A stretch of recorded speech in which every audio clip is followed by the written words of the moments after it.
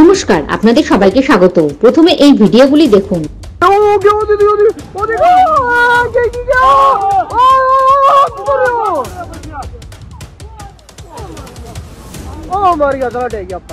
প্রথম ভিডিওতে দেখা যাচ্ছে একজন মানুষকে উপর থেকে নদীতে ফেলে দেওয়া হলো।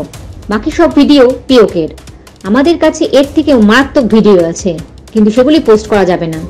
1971 সালে পাকিস্তান ভেঙে বাংলাদেশ হওয়ার আগে 3-4 বছর যা পরিস্থিতি হয়েছিল, এখন সেটাই হচ্ছে পিওকেতে।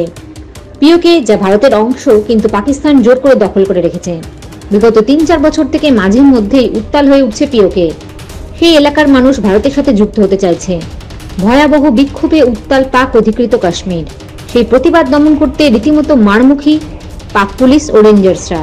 চলছে গুলিও। শূন্যে গুলি চালানোর পাশাপাশি উন্মত্ত জনতার দিকেও তাক করা হয়েছে বন্দুকের নল। ইতিমধ্যে বেশ কয়েকজনের মৃত্যুর খবর মিলেছে, তবে তারা গুলিবিদ্ধ হয়েছিলেন কিনা তা স্পষ্ট নয়। অন্যদিকে একটি পুলিশ আধিকারিককে পিটিয়ে মারা হয়েছে বলেও অভিযোগ, তবে পাক প্রশাসনের তরফে মৃত্যুর খবর স্বীকার করা হয়নি। পাকিস্তানের তরফ থেকে বলা হচ্ছে এই সবের পিছনে রয়েছে ভারতের র। অন্যদিকে ভারত বিগত কিছু সময় থেকে বলে আসছে পিওকে ভারতের অংশ, আমরা পিওকে ফিরিয়ে নেব।